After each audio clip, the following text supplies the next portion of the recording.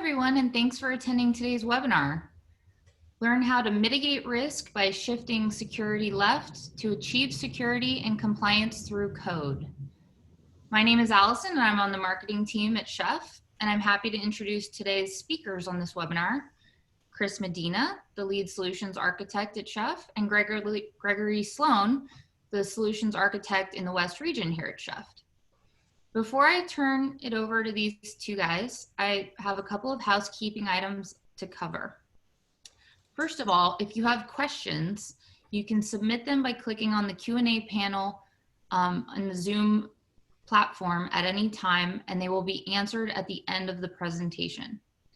For the best viewing experience, we recommend closing any additional programs or browser sessions running in the background, as webinars are bandwidth heavy.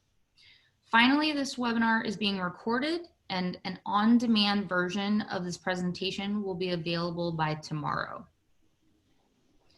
So for those of you just joining us, thanks again for joining. And now I'm going to turn it over to Chris. Over to you. Thanks, Allison. Hi there. So thanks for spending a little time with us today. So I'd like to take a few minutes just to walk you through Chef's approach to mitigating risk and what shifting left means to us from that perspective. So we can then show you a demo to see how all that works, okay? So I'm going to start with what keeps us up at night. Easily, that's risk. All the analysis, rules, and policy changes that we go through to secure production seems pretty endless. So there are hundreds of bad actor techniques and state-sponsored campaigns that generate risk for us to deal with. But the good news is, if we've got a good security framework to start from, we can meet that challenge. Security's goal in this case is to prevent these things from happening. And in order to do that, we need to understand the types of connections and communications we have in order for us to detect the malicious intent. Once we identify the bad stuff, we can then respond as fast as we can. So here at the gateway is where security would really like to spend most of its time, right? Trying to detect what's out there. If we don't understand what we see at the gateway, we can easily focus our security measures and create policies that protect our unique environments. 0 days are really hard to prepare for. So let's take a little bit closer look at the threat chain. Right? So if we look at the threat chain, we can understand the benefits of analyzing what threats we have at the gateway. We can take measures to block the bad stuff before it gets to the network or endpoint. We can also use the information to harden the production environment and correlate any compromise and insider threat activity. With automation, we can then use that info for learning, for machine learning,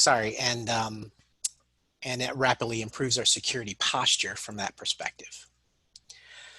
So traditionally, security calls production the attack surface, and the approach to securing production has always been super reactive. Why? Well, naturally, it's all the stuff at the gateway. However, we also have this big machine called DevOps that is constantly adding stuff to the environment, right? New features, functionality, it creates constant change and constantly increases the risk. We respond to the changes with more audits to bring the environment back into alignment with our security policy. Also, we can keep watching the front door for threats when we are busy aligning and remediating vulnerabilities in production. Shifting security left holistically is where we get the DevSecOps approach.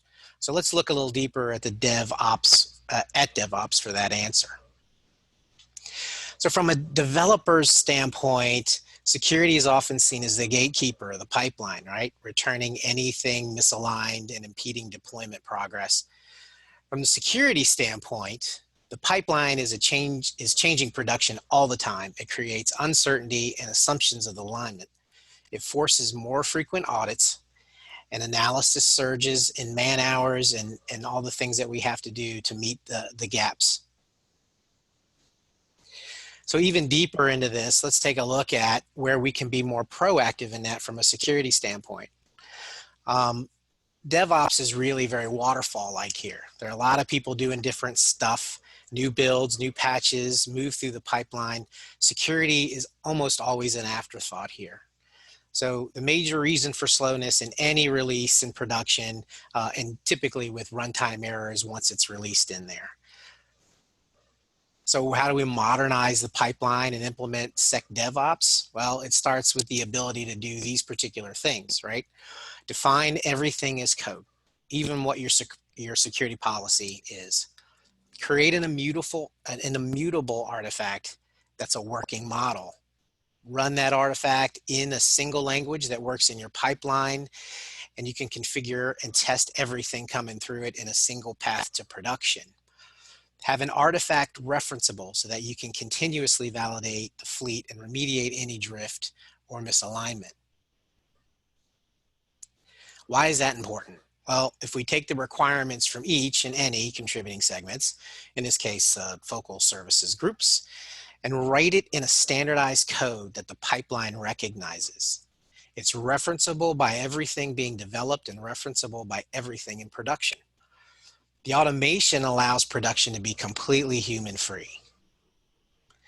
We reference that code throughout the pipeline as a gold standard, a template of immutable authority and security.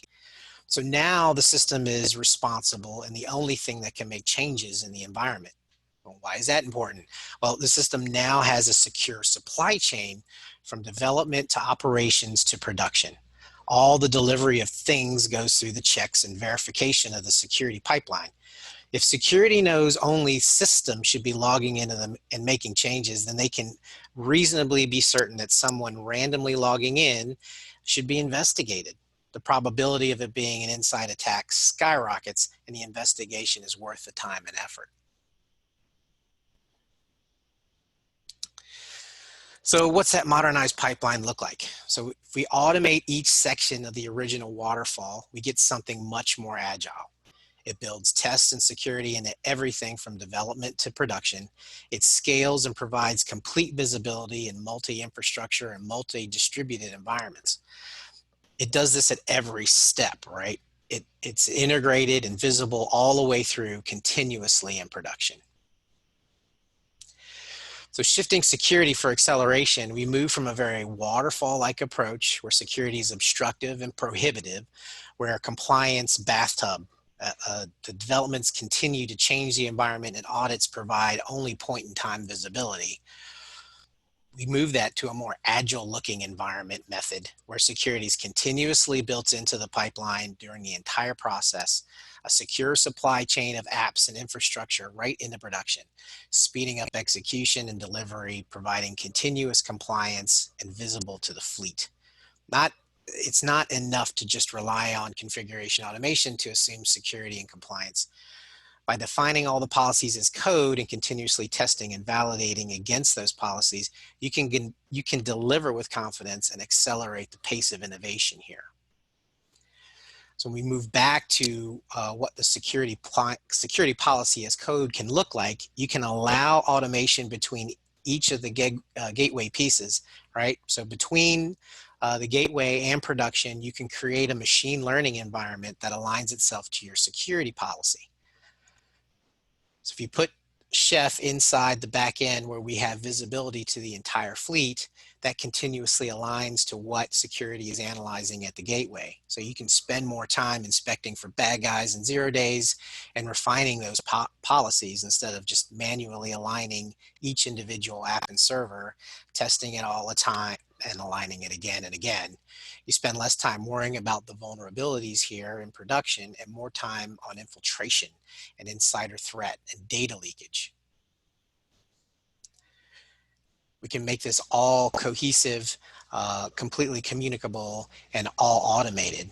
So it really brings the focus of what we're doing as a security group, looking at everything at the gateway and incorporating into production all the time. So all the stuff that's coming out of DevOps into production is completely aligned and secure. So now I'm going to turn it over to Greg to show you how all of this works. Greg? Great, thank you, Chris. So Now that Chris has kind of set up what our goal with defining compliance as code and managing that through automated tools and pipelines, I'm going to walk through what that might look like in a sample environment and how, as SecOps engineers and DevOps engineers, we can better communicate these changes to each other in automated ways that reduce friction and increase consistency across your environments. I'm going to start here in what I like to think of as kind of the face of our Chef environment. This is Chef Automate. It's our visibility platform. And just to give you a quick overview of the environment I'm working on, it's this very simplified enterprise environment where I'm running one application. Application is deployed with multiple front ends running a Java application that is intended to display the locations of national parks in the continental US. I have several different front ends running behind NHA proxies, so that HA proxy is serving those different front end machines. And on the back end, I have a database that is serving up the data that those front ends are consuming. They're running in a couple different environments, so I have a couple production nodes marked here. And I have one node that I'm labeled as my unstable. This is my non-production node that I can use to test out changes. This is my dev environment that we're working with, right? So now that we understand the landscape we're working with, I'm going to put on my SecOps hat and go through an exercise where, as a SecOps engineer, I have to make a change to our security policy. Now, this could be in the form of a system setting that needs to be updated because we've received information about a vulnerability in the wild. It could be a change to some internal policy or networking requirement, a port that needs to be open or closed in our system. In this case, what I'm going to demonstrate is we've learned in our SecOps group that one of the applications that runs on all of our systems has a feature that we've discovered has a vulnerability in it. We want to make sure that that feature is disabled across our enterprise. So what I'm going to do is actually go into the code that defines our security policy. That is our inspect code. Inspect is our security assertion language. It allows us to very simply and clearly define the state that we expect our systems to be in so that we can validate that our systems are in that state. So what I'm going to do is I'm going to create a new control. Those controls are given a title to identify it. So I'm going to give it a descriptive title. I understand that this is coming from InfoSec policy and it concerns application features. I can give it some more metadata to better understand this control. So I can give it an impact score from 0 to 1, so I can understand priority in managing this in my enterprise. Give it a more descriptive title, and I can even give it a more full description of what it's doing. And this is, like I said, this is about communication, right? This metadata, it's not going to affect functionality, but the fact that it's there and the fact that it is part of the tool and integrated into every step and all the reporting that this tool will generate means that there's never confusion. There's always clarity about what's going on and why, which is an important factor in which keeps security from being that roadblock. By embedding this data into these controls, we are taking a step away of having to track down anyone to explain what we need to do and why. So this description is going to tell me that the feature called insecure app feature, someone maybe should have gotten a hint that they shouldn't have this enabled to begin with, but we're going to make sure that that's disabled, right? So now we can write the actual logic that does that check. This is our domain-specific language for inspect. That is a descriptive assertion-based language. So I'm going to simply say that I need a file that controls that feature.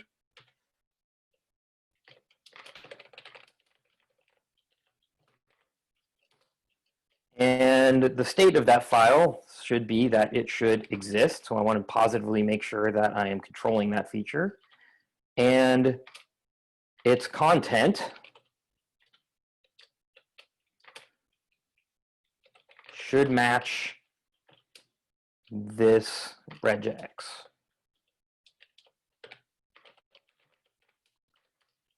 Right? So now I've described in a very clear, understandable control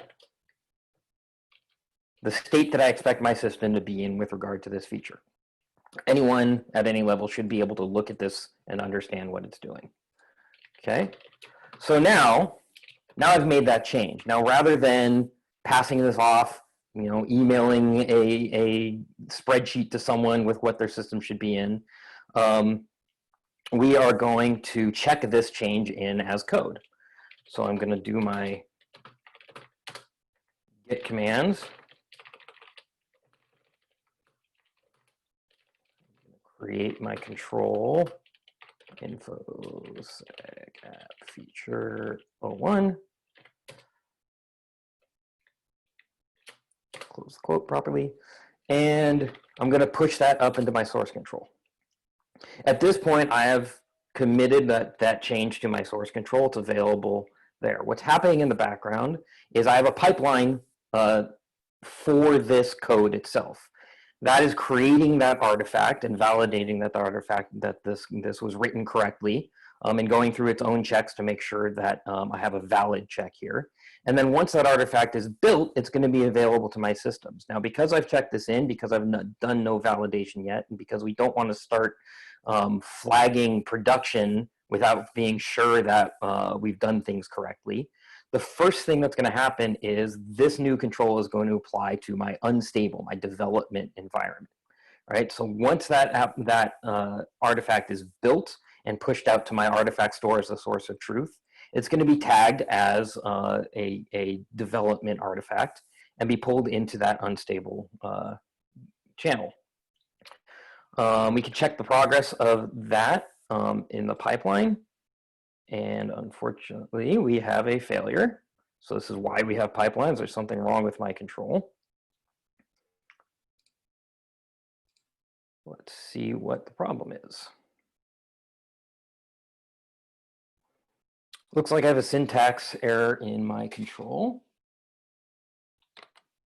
And I do not have enough ends, apparently. All right, I'm going to cheat a little and copy and paste one that I know works. Not sure what typo I made here, but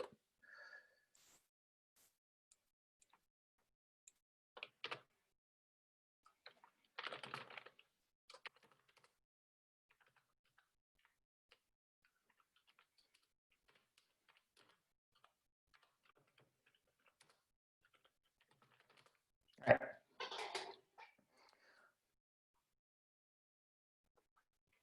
So it's going to go and rebuild now that we've remedied the error.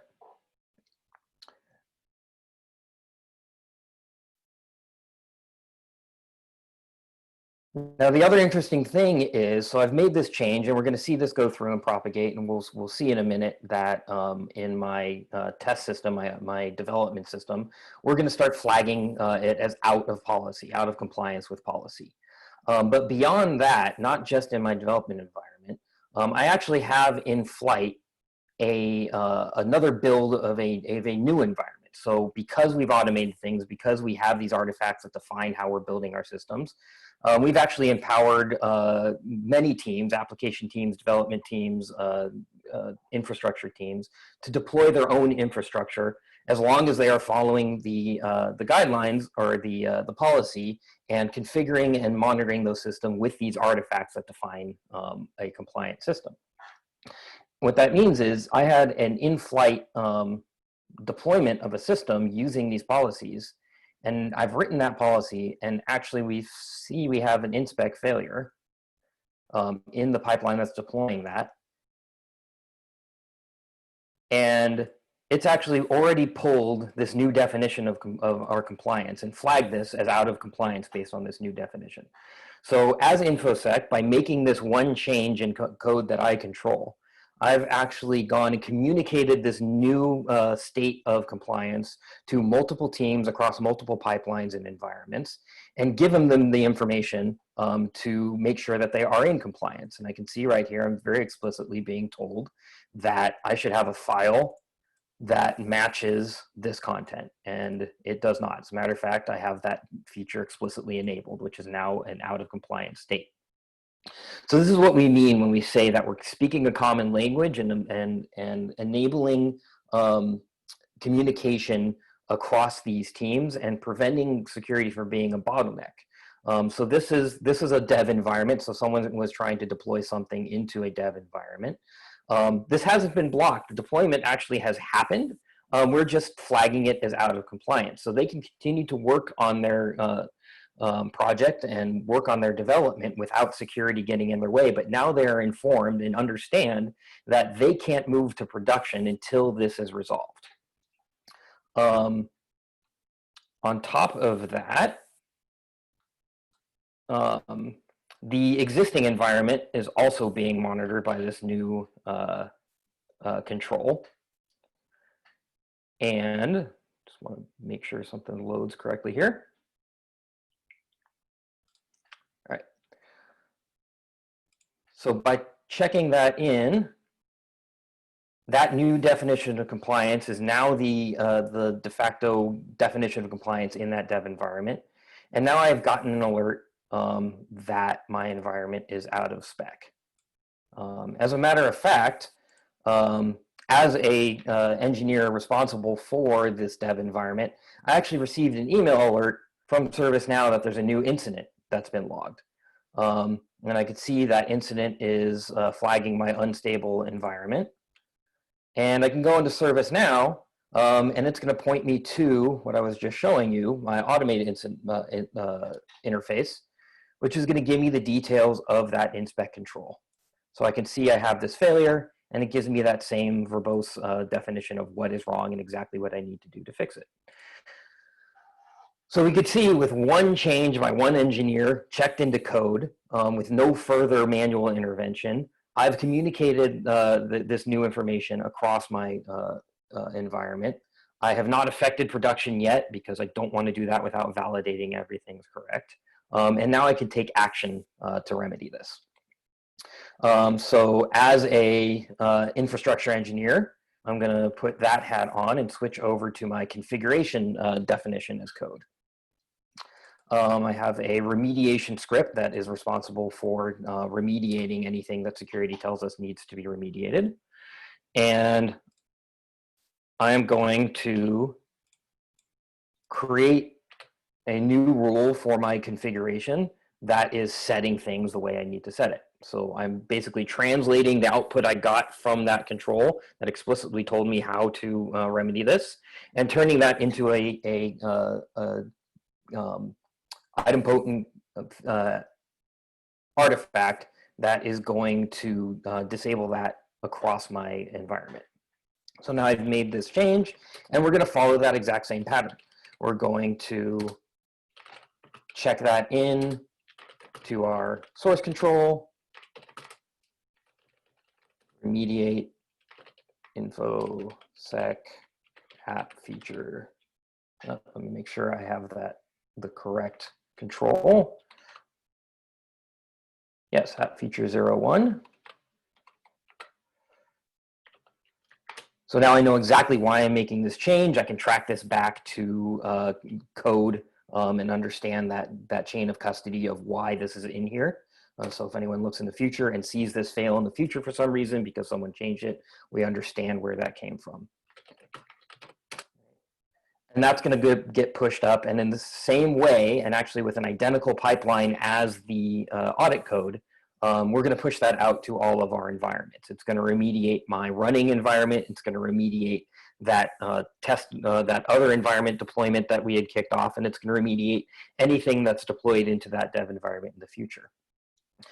In the meantime, because we now have validated that our audit control is correct, it's correctly formatted, it's correctly flagging what we wanted it to flag, we can now go to that pipeline and start a promotion step. So that's going to take that same artifact with no changes, no further interface. We're taking the exact same artifact as it was built when I validated it in this dev environment, and we're going to push that up to our stable or production environment. And so now that we're confident in our check, we're going to go ahead and see if we have the same issue in our production environment. And that will happen shortly after our configuration change takes place. So our configuration change has been remediated. That's out happening in our dev environment. And in the meantime, we are going to see our production environment get flagged as out of compliance until we validate the fix, make sure it has not broken our application by making that fix, and then we can push that forward. All right. So hopefully this has demonstrated how we can reduce the risk of change, how we can make sure that as we make change, we're doing it in a controlled way, in a way that communicates clearly across the enterprise with a common language and common tools, so that we are reducing that risk and reducing the bottleneck that changes in the security landscape can cause. And with that, I'll hand it back to Allison to manage any questions and anything else. Thank you. Thanks, Greg. And thank you both for this information. So at this point, we're going to open up the platform to questions. As a reminder, if you have a question, please submit it in the Q&A panel at the bottom of your screen, and I will feed those to the presenters. So the first question that has come in is, we have Tanium securing our environment. What can Chef help me with from a security perspective? Sure. So from a holistic view, we can do a lot with the existing security environment and the entire solution. So as I was talking about earlier, when you can tie things from your gateway all the way down to the endpoint, we can really automate a lot of the process and the information. So if you're integrated in with some type of SIM, or Tanium needs some sort of information, we can grab that information from those reports that Greg showed you and push that over to that tool in order for it to do any mitigation that it needs to. But with our stuff integrated in with it, we can do things outside of the normal security endpoint tool, lock down clean files, lock down registry values, do a number of other integrated things alone, as well as so robustly with the endpoint security tools. So I hope that answers the question. Yeah, I think I would also add that those tools are very good at that point of entry scanning and understanding of your existing environment and catching those in the wild. However, what Inspec and the Chef ecosystem allows is the pattern I was demonstrating today, which is we can move those checks before they get to a point where tools like Tanium are even able to catch them. And so we are ensuring that before they reach that, we're going to have a much better assurance that we're going to catch those early. Excellent, thank you. So I have another question here. Can I deploy Chef Inspect directly in my network, or do I have to integrate it in my pipeline? That's a great question. Yeah. So Greg, I'll let you go. From my perspective, I will say that you can just drop this into your network today. You don't have to actually integrate it into the pipeline. Deploy end clients or actually scan. You don't have to have a client overhead on the servers. But we have packaged templates from CIS and STIG that you can do scanning assessments against the fleet. And we also have remediation tools from that aspect. But drop and go, you have immediately out of the box, you implement it into the environment, you set up the server, you do your scan, and then you'll have a complete report back to you on day one within hours. Greg, anything else I missed? Yeah, Inspect is also a useful tool for test-driven development patterns around well, anything but specifically around infrastructure deployments. So it can run locally while you're doing local development, and you can write your tests in its declarative language for basically your unit and integration testing at that local development point before you ever reach a pipeline. But the nice thing is, if you're doing that, that same code can then be just dropped into your pipeline, and now you have your testing already ready to go in your pipeline with no further effort. It all speaks one language. Another important note here is that, we're creating these artifacts that are referenceable, right? So you have a self-healing element in this. You can define what your security policy is, and either on or off network, if the system sees a glitch, it can reference that particular piece and then realign itself. Say, for instance, you had a file that said chef is great, and someone went in and said chef is actually just good. And your security policy said, hey, no, we want that file to remain intact. It would immediately turn that file back into chef is great. So that's just one example. And that's kind of outside, going back to the Tanium question, that's kind of outside the agileness of what we can do. You have security tools that are completely aligned to the templates that are coming down from that group and specifically defined towards security vulnerabilities. Not only can we do that, but we can also integrate in whatever flexibility that you need in terms of locking down a system. So there's that element as well. Great. I have one more question here regarding containers. We are in the middle of shifting to a container-first strategy. How can Inspect help us secure our containers? So there's a number of things, especially from the DevOps pipeline perspective. So as you're building the container, the differentiate in that is you can build it with these particular tools and automation with the security policies engaged. There are a number of ways to do that, obviously, but the automation and adding it into the entire solution of what you have for a fleet operation makes it super easy. We can create scripting language and or pipeline language that allows each one of these to be tested, each container to be tested as it moves through the pipeline. Against security, any types of remediation tests, anything that you want to do before it actually is deployed. And then release it from that aspect. So you have complete visibility on the security of the container as it comes. Say, as an example, you get a container from someone who says, oh yeah, this is the one I want to run. They hand it over to you. How do you know that that container is secure? You're probably going to want to run it through your pipeline to be tested before you actually deploy it and ensure that you're not having any errors once it gets there. Anything from your perspective, Greg? No, I think that covers it. I think I want to just also point out it's good for managing and validating your container environment itself, right? So whether you're running a Kubernetes cluster or anything else, we can use Inspect to validate the underlying environment that you're running in, as well as the containers themselves. So you get that holistic view. Yeah.